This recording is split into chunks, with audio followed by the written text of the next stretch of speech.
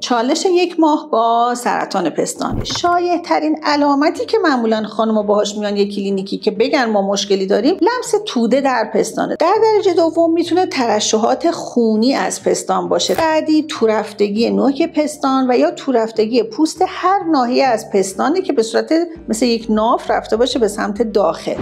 پوست شدن نوک پستان و حاله دور پستان، دونه دونه شدن و میگی ورم پوست پرتقالی. هر گونه زخم و اونم باز در عرض 2 هفته با درمانهای معمول بهبود پیدا نکنه. غیر قرینه شدن، لمس غدد لنفاوی ناحیه زیر بغل، همه اینها تک تک میتونن علائمی از سرطان پستان باشن. اما خواهش میکنم در این ماه اکتبر ازتون که با مشاهده هر علامتی به پزشک مراجعه بکنید. تفسیر و تعویل این علامت ها رو حتما بسپارید به پزشک.